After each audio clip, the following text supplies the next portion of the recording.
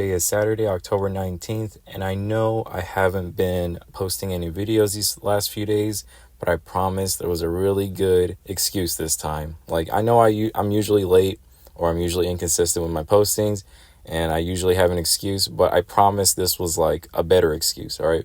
And it's because I was in Miami for the Robinhood Summit. And the reason why I didn't announce this before, even though I'm like a nobody on the internet, I have like 20 subscribers or something. I just didn't think it was that important for me to announce it, like who was going to see it anyway. But also, I just kind of still want to be unknown. I don't really like want to reveal myself. Like, I just don't like want to put myself too much out there yet, if that makes any sense. But anyways, I was actually pleasantly surprised when Robinhood invited me. They paid for everything, like my hotel stays, the actual event ticket, which was $1,800 if you were early, and I think it was $2,000 for the regular ticket. And they paid for all of that. They paid for the food. They gave out a whole bunch of goodie bags. There was also like a bunch of sponsors there, like SIBO. They also had a bunch of goodie bags, and they like completely spoiled me. I was actually surprised at how much time Vlad actually spent with us regular folk, whatever. And so I did have like multiple chances to meet Vlad, but honestly, I didn't take it because what would I even say? I mean, the guy is a billionaire, and there was nothing that I could say that he hasn't already heard like a billion times. Like, I guess I could have shooken his hand and said thank you, like, for making me a decent amount of money on Robinhood stock, and thank you for the platform. But yeah, like, anytime he showed up to the parties and the get-togethers, there was a swarm of people around him, of course. And so I just kind of left the guy alone. And the schedule was also like very busy. There was some events or like little speaking events that I actually couldn't attend because it was during the same time as a different one. Or maybe there was one speaker that kind of went on a little bit too long, like maybe 10 minutes, 15 minutes too long. And so that cut into the next speaker's time. And so it was a packed schedule. So I'm sure Vlad was even busier than he usually is. And I actually did meet a couple people that claimed that they worked at Robinhood. I'm sure they did, but I only say that because I have no way of verifying if they actually do. But I'm sure they do work for Robinhood. And I mentioned to one guy about the whole hidden fee thing that I talked about in an earlier video. I can't remember. I think it was one of the features I wanted to see on Robinhood. And I did tell him about the hidden fee thing. And it seems like they are already working on it. I mean, I already saw that they were because they included that SEC fee in like the transaction history on the Robinhood app. But whenever you're trading options on Robinhood, I don't think it shows all the fees. So I just kind of mentioned that to them. And it seems like they're already working on it. I hope it gets done sooner rather than later. And I honestly don't mind paying fees to Robinhood. I just wanted all those little details to show up in the transaction history. And I think that will help with the perception that they want to be very transparent and therefore the retail investor. But anyways, another good thing about going to the event was I finally have a Robinhood shirt. One of the other concerns that I had as a shareholder of Robinhood was having the company get acquired by a larger, more established institution that I don't really want to own stock in. Like, for example, JP Morgan buying out Robinhood and then giving all the Robinhood shareholders a little bit of JP Morgan stock. Like, I have no interest in that. Like, I own Robinhood stock because I'm in it for the long term. I believe in their vision. I think they have a very bright future. And I think they will eventually end up not just where Charles Schwab is today, but even surpassing Charles Schwab. And so as a shareholder, I want to participate in that future in the small way that I am. And Vlad made it very clear in his speech. I think it was when he was introducing Legend, how he was talking about the other like internet brokerage platforms getting acquired by all the institutions. I think he made it very clear that he is a man with a plan. Like, he's doing this not just for the money. He's not just doing this to get bought out by a big dog. Like, he's doing it because he actually wants to change finance. And so that was very satisfying to see as a shareholder. But while they were introducing Legend and all the future products and services that are going to be coming out in the future, the thought that was going through my head was, okay, this is all very exciting in the short term, and I love all these products coming out, but eventually they're going to have to go up in price. And I don't want to say that they set it in stone that gold is going to be $5 a month, but they've sort of been hinting in both directions. Like, I think that in the terms and services, maybe, like, it says that they're allowed to charge a higher price for gold or something like that. And so I was like, okay, that's kind of a red flag. Not really. Like, they have to pay for it somehow. I understand that. But they've also said in interviews that they love the Costco model of how they refuse to increase prices on hot dogs, and they're trying to make it as accessible for everybody without compromising quality. And that's the type of company that I want. Like, I want Robinhood to be accessible for everybody, or as much as possible, and I constantly want them to innovate. But I also understand that all these future products and cool toys that are going to be coming out, it costs money, especially Legend. Like, if they actually try to push Legend to a point where it's as good or even better than TradingView, like, come on, that's going to cost money. A TradingView subscription, if you get it on sale, I think is around $200 a year. And if you miss the sale, it's probably like $300-400.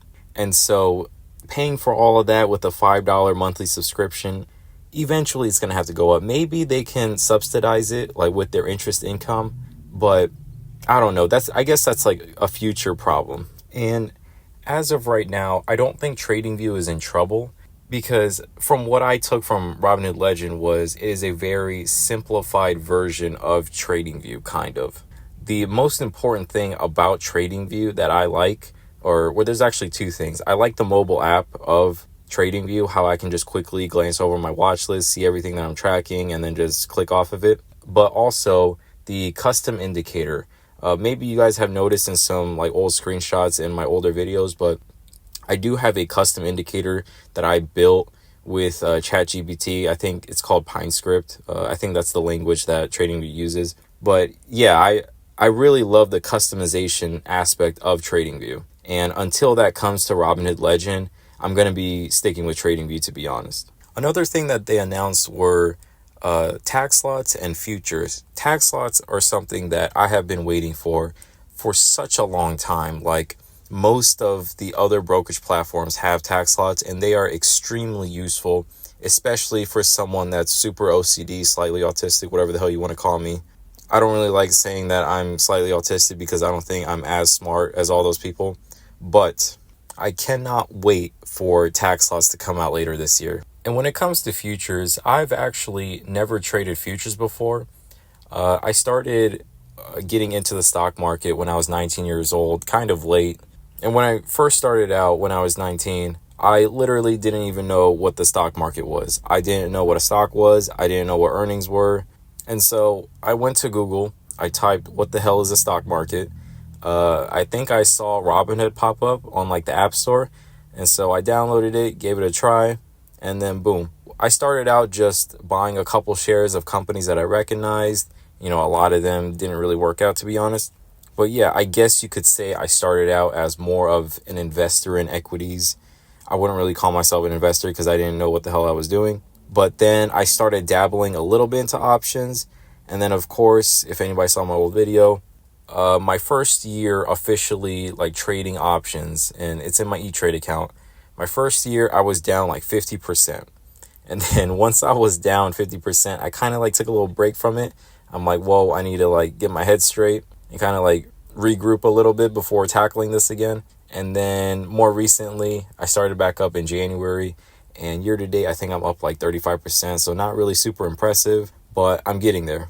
And so I just never really felt like I should dabble in futures because I don't think I've mastered one thing yet, if that makes sense. But now that they're introducing futures, perhaps I will dabble in it just as a learning experience. I'm not going to do anything crazy. I'm not trying to lose 50% on my first year again, but just because of how cool it looked when they were presenting it, I might dabble a little bit. Another thing that they announced were index options, and index options are very useful, especially for tax purposes. But one thing I am kind of worried about is liquidity, or maybe it's not even an issue with liquidity. I remember in my E-Trade account, I was trading, it was either the Russell or the mini Russell index. I think it was the mini, MRUT. And I remember I couldn't get out of my loss because there was literally no bid for my contract. I was trying to get out, but nobody was buying the contract off of me. I think it's SIBO that handles these index options, but I'm guessing that this partnership that they're doing with them and Robinhood introducing index options is because they're trying to get more liquidity in that market, if that was the issue that I was coming across. And so if liquidity gets better, if I can actually exit losses and manage my risk, then yeah, I might do a little bit of index options. But honestly, that's what I have E-Trade for, so I don't know if I'm going to be messing with index options on Robinhood too much, but I might like once just to see what the experience is like. And also, this is kind of off topic, but Vlad had like these really cool neon shoes on, and I couldn't tell what they were. Maybe they're Nikes, and I hope they are Nikes, like as a shareholder. But yeah, he had like these really cool neon shoes on, and if anybody knows what the hell they are, please comment them down below. Like, I really want to know what the heck they are. And also, one of the smaller speaking events that they had during the summit was about financial planning, and they mentioned like the basics, 529. They mentioned like a DAF, I think it's the donor advised fund, something like that. It's like a charitable donation, and like all of these complicated financial planning things that are usually what the wealthy do. I really hope like more of those types of things come to Robinhood, like, because their mission is try to bring what wealthy people have to the regular folks, the retail investors. And so I really hope more of those types of things come to Robinhood over time. But of course, that's in the distant future. I'm not expecting this to come anytime soon. I mean, even tax lots by itself took such a long time to get to Robinhood.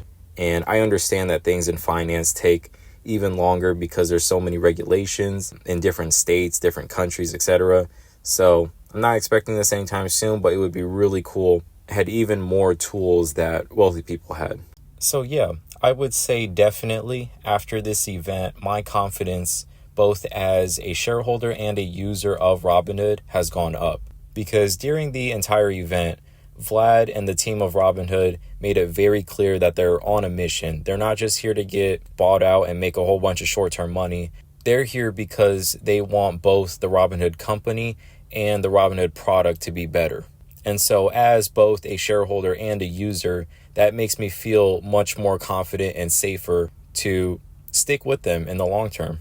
And even though this is very unlikely because I only have like 20 subscribers, but if somebody at Robinhood is actually watching this video right now, I just wanted to thank you guys for inviting me, because as you guys can see, I am not a big YouTuber, I'm not a big client, I'm not a big shareholder of Robinhood, but they still invited me to the event and they paid for all of my expenses. And so I just wanted to say thank you. This proved that Robinhood does care about the little guy,